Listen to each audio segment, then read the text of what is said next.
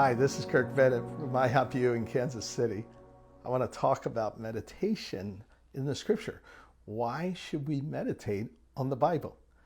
You know, growing up and being a young believer, all that I heard about meditation was typically bad, that meditation was something that was done in the Eastern religions and that it was occultic or something you should never do, and that it was an emptying process. Well, I want to talk a little bit about the difference between biblical meditation and those kinds of meditations. First of all, biblical meditation is about filling yourself with the Word. The Eastern kinds of meditation are about emptying yourself. And this is very different than that. When God brings up meditation in the Bible, which is actually a word in the Bible that God uses with Joshua, in Joshua chapter 1, verse 8, he says to Joshua, "This book of the law shall not depart from your mouth, but you shall meditate in it day and night." Now, this is the very first instruction that we have in the Bible about what to do with the Bible. Many times when we first are saved and we get a Bible, we're listening for, okay, what do I do with it? I know I should read it, but it doesn't seem to work to read it in order. Well, the Bible, yea, God, says in the Bible to Joshua as the very first instruction, here's what you do. Meditate in it day and night. Now, it's interesting because Joshua is not a priest who's going to have a lifestyle of being in the temple or in the tent all the time meditating. He's not talking about meditating only as focused prayer, but as a way of engaging God all the time.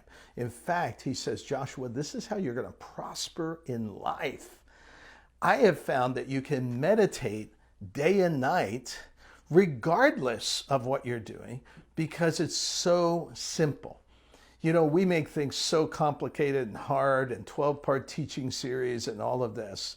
The word meditation, the biblical word in the Hebrew language, simply means to mumble over and over again. Now, how easy is that? God makes it so easy. He goes, Joshua, take this book. It's incredibly valuable, but you're not going to understand it necessarily right away. Just mumble it over and over again. I think about the first chapter of the book of Revelation, where it starts out, "Blessed is the one who reads the words that are in this book." You can read the Bible and not even understand it, and you still get a blessing. That's a great way to just begin. Not necessarily you have to in the book of Revelation, but just taking the book and reading it over and over, or even a phrase or a chapter. The scripture says in Hebrews chapter 5 that the book is either milk to you or it's solid food. If it's milk, you're going to swallow it. If it's solid food, you're going to chew it. And that's the perfect picture of meditation.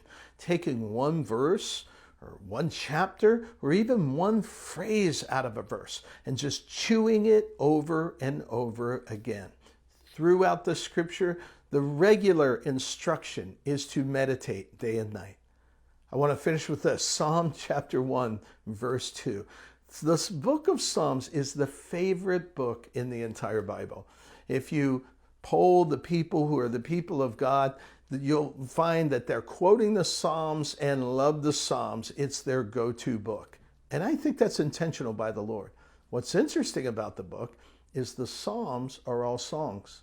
They're meant to be sung, not just spoken, and they're so simple to just take little phrases and sing over and over again. Psalm 1, verse 2, David says this.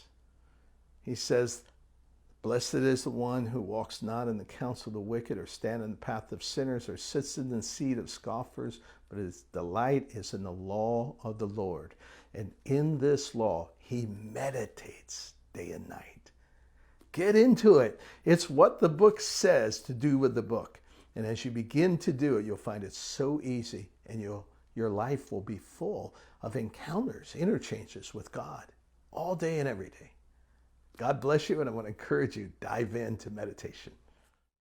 you.